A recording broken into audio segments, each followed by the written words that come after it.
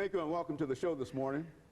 The topic this morning is child abuse and neglect, and we're fortunate to have with us to talk about child abuse and neglect, Alana McLaughlin. And of course, Alana has been with us on a number of occasions, and I don't think that she will really need an introduction to many of our audience this morning, but nevertheless, let us have you, Alana, to give our audience some information about your background, your education, and some of your experiences, and then we'll talk about the topic child neglect and abuse, and have you to again tell us some of the things that you feel in reference to these topics. Let's start off with your background and some of that information. Well, my parents are Michael Lynn McLaughlin and Cheryl Lynn Haney, and my grandparents are Mildred J. Haney and Dr. James Haney.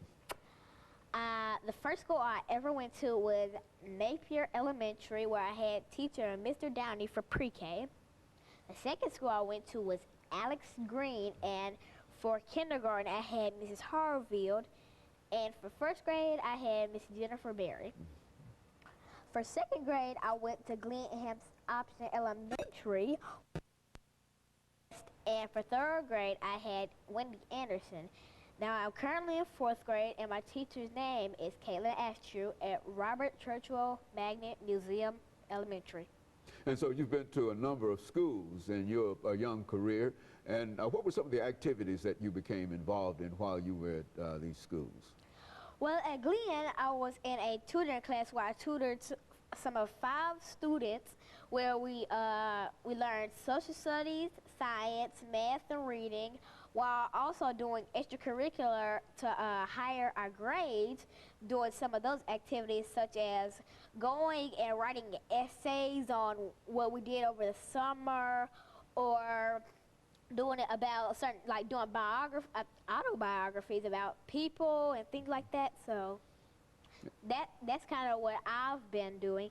And also at Alice Green, I usually help students, as in help them with their work, and I just, go around helping them, like being the nice friend I am. Mm-hmm. And so you've been really involved in some kind of activity looking toward learning and education in all of your grades. And we need, I think, to remind our audience that you are now 9 years old. When we first started to talk with you, you were 8 years old, and so now you are 1 year older, and now you're in the 4th grade. What are some of the things that you believe to be important about children your age when they get to be in the 4th grade? Well, 4th grade is really when you start to develop your own mind, when you start to question things. And it's kind of the center of elementary school. You're the big kids now, so you have to show the little kids what you're doing. You have to be a role model and a mentor for them, because they don't know that hitting is a bad thing. So you have to show them that if you don't hit, they will be like you, because if you're in 4th grade, you have little kids, if you have little brothers in 1st grade, 2nd grade, and kindergarten and pre-K, they will be like you and stop doing all the hatred and things like that in our schools. And so in a real sense, you're telling us, Alana, as we make preparations to get into the topic today, child neglect and abuse, you're telling us that you're very, very sensitive to this whole issue of child abuse and neglect, and that you've worked with a number of young children in a real sense. And that's one of the reasons we wanted to talk to you, because we wanted you to sort of serve as an example to what young children can do in reference to that.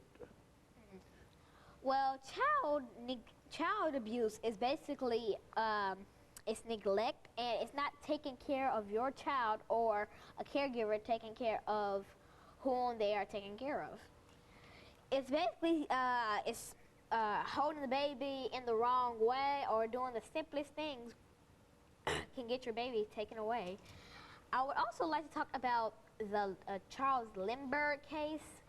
In 1932, Charles Lindbergh Jr., he was 18 months and he went missing, only to over 2 months later they found him, for he was shot a mile away from their home, by who was found to be guilty, Bruno Hauptmann.